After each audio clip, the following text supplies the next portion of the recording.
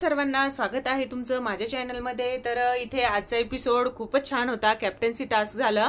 तर इथे एपिसोडची सुरुवात अशी झाली की जान्हवी आणि निकी नाचतच होत्या, कारण यांना करायचं होतं आर्याला नॉमिनेशन मध्ये टाकायचं होतं। तर बोलत होत्या का बरं आर्याला नॉमिनेशन मध्ये टाकलं नाही। तर जान्हवी म्हणत होती मला तिला बघणं सहन होत नाही, मला हिला बाहेर काढायचं होतं, तर तू जे काही केलं ते मला बिलकुल आवडलेलं नाही हे वैभव। तर इथे सांगायचं जर झालं तर दोघीही आरडाओरडा करत होत्या। त्यानंतर मग वैभवनी समजवलं जान्हवीला, अरबाजने समजवलं निकीला। तर त्यानंतर थोड्या शांत झाल्या आणि इथे आर्या हसत होती यांना बघून की बा मी किती म्हणजे डोळ्यात खुपते यांच्या, म्हणजे आवडतच नाही मी समोर बघायला। तर इथे त्यानंतर जर सांगायचं जर झालं तर इथे जो सूरज आहे, सूरजचं त्यांचंही बोलणं चालूच होतं सूरजबद्दलही। तर इथे नंतर जर बघायला जर झालं तर इथे कोणतरी झोपलेलं होतं असं सांगितलं बिग बॉसने। आणि आणखी एक सांगितलं यांना की तुम्हाला जे काही बीबी हब बंद होतं ते आताच खुलं, म्हणजे जे काही बंद आहे आता तुम्हाला सर्व किराणा वगैरे सगळं दिलं, त्यांना भरपूर सगळं दिलं आणि त्यानंतर बेडही त्यांना देऊन टाकले झोपायला।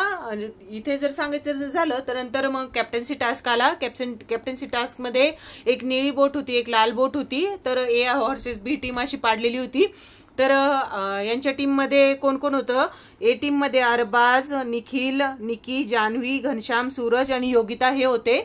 आणि टीम बी मध्ये होते पॅडी, वर्षाताई संचालक होत्या, अभिजित सावंत, पुन्हा अंकिता, आर्या, इरिना आणि वैभव। तर हे खूप छान केलं अरबाज आणि वैभवला दोन टीम मध्ये ठेवल्यामुळं।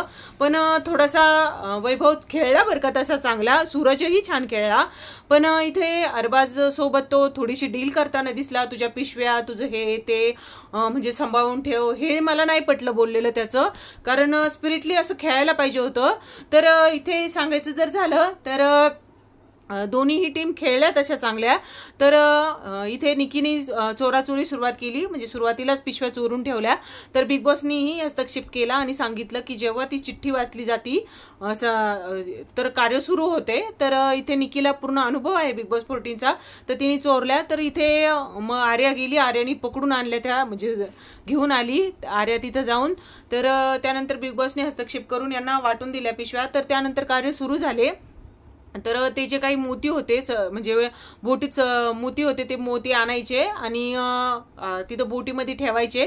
तर इथे ओढाताण झाली, म्हणजे बळाचा वापर केला गेला। अभिजित दादाच्या पायाला थोडेसे क्रॅम्प आले, तर बिग बॉसने मध्ये कार्य थांबवलं होतं। त्यानंतर मग मेडिकल रूम मध्ये जाऊन पुन्हा आले ते। तर त्यानंतर मग मोजणी झाली, तर इथे ए टीम विनर बनली आणि बी टीम हरली। तर त्यांच्यामधून वर्षाताई आणि पॅडी हे बाहेर निघले। तर त्याचबरोबर इथे जो कॅप्टन्सी टास्क आहे तर याचा आता पुढचा राऊंड आपल्याला बघायला भेटणार आहे। तर इथे सांगायचं झालं तर पॅडी, अंकिता आणि वर्षाताई हे बाहेर निघलेले आहे कॅप्टन्सी टास्क मधून। आता पुढच्या राऊंड मध्ये जे जिंकल त्याच्यातले तिकडचे तिघं बाहेर निघतील।